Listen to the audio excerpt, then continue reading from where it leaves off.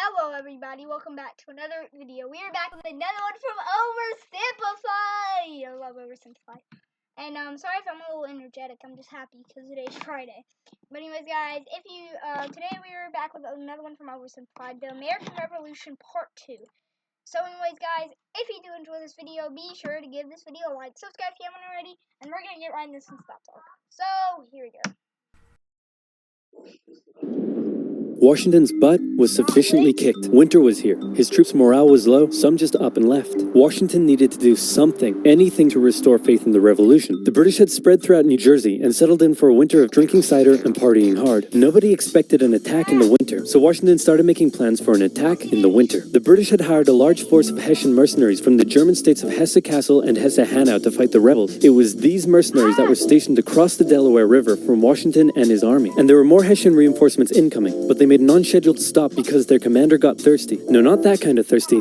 That kind of thirsty. It was Christmas Eve with a blizzard outside when Washington heard the Hessian defenses were down, and he decided to attack. He made a perilous crossing of the icy Delaware River with 2,400 men and marched 9 miles to Trenton, where he caught the Hessian forces completely off guard. After a short but fierce battle, the Hessians surrendered in droves. It was a much-needed victory that sent a clear message not only to the British, but to Americans across the colonies. The war was far from lost. General Cornwallis led the British forces south to counterattack the Americans, but in a series of battles, Washington's defensive positioning and flanking maneuvers defeated the British 3 times in 10 days, and the British decided to abandon southern New Jersey for the rest of the winter. Washington finally set up a winter camp in Morristown, but for the Americans, there was much less partying than the British. Elsewhere, the British had taken Newport, Rhode Island, because it was a good naval base. In the south, they failed to take Charleston, South Carolina, which left British loyalists unsupported and vulnerable to more harassment.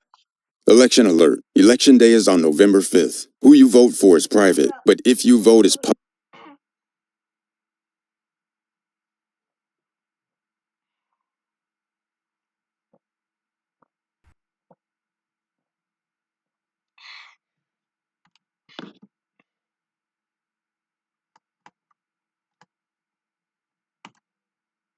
I hate this sometimes.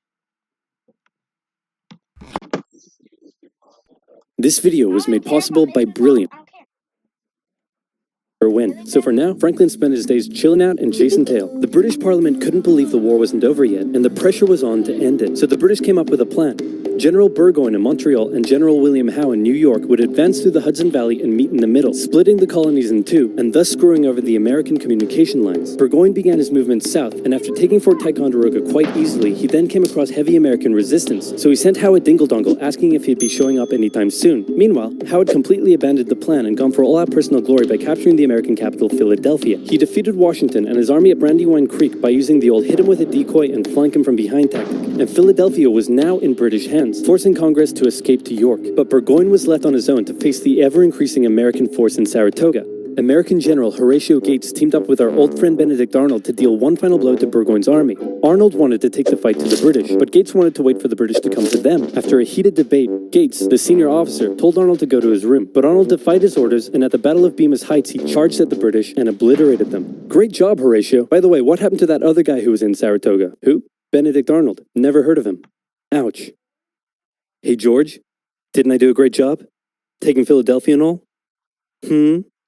Didn't I? You're fired. Both Burgoyne and Howe returned to Great Britain, leaving British General Henry Clinton to take charge of the war. And the war was about to take a nasty turn, because with the victory at Saratoga, the French were finally ready to join the Americans. All right, Benny, we're in. Hey, isn't this kind of funny? You know, because you're a republic trying to overthrow an absolute monarchy, and I'm an absolute monarchy helping you? Like, could you imagine if your revolution inspired my people to revolt against me, and then they imprisoned me and all my family, and they chopped all of our heads off? Could you imagine? That's called foreshadowing. For now in America, winter was here once again, which meant yet more disease, more starvation, and even a little mutiny. After losing Philadelphia, Washington's job was again on the line, but suddenly, a Prussian guy with a very fancy name, hired by Benjamin Franklin, showed up out of nowhere and said, "Hey, I'm here to give your men a European military training." And train them he did. They learned how to shoot accurately, how to march in formation, where to poop and where not to, and strict punishments were handed out to any who didn't comply. Washington's army came out of the winter in 1778 a new and improved force, ready to take Philadelphia back from the British. In the end, though, they didn't have to. With the French entry into the war, the British ordered General Clinton to evacuate Philadelphia and consolidate all of the British forces in New York. So Washington sent Benedict Arnold to reoccupy and secure the city as he pursued the British through New Jersey on land, eventually finding a a good opportunity to attack at Monmouth Courthouse. The battle took place on a sweltering hot summer's day, and as many soldiers died from heat stroke as they did from battle. In the end, after some incompetence/borderline treason from Washington's second-in-command, it was a draw. And in this war, a draw is kind of a victory for the Americans. Next up, let's talk about this guy. This is John Paul Jones. John Paul Jones is handsome, Scottish, and absolute, although they never formed an official alliance. More significantly though, the Spanish, who had already been providing aid, officially joined the war in June 1779. They would provide support in the Midwest and the Gulf Coast, campaigns that heavily impacted the Native American tribes in those areas. Both sides actually enlisted the help of Native American tribes throughout the war, sometimes even pitting those tribes against each other. In the summer of 17, everything was perfect. It had no problems, not a single one, certainly nothing that would, cause such an extreme divide that it would lead to a civil war.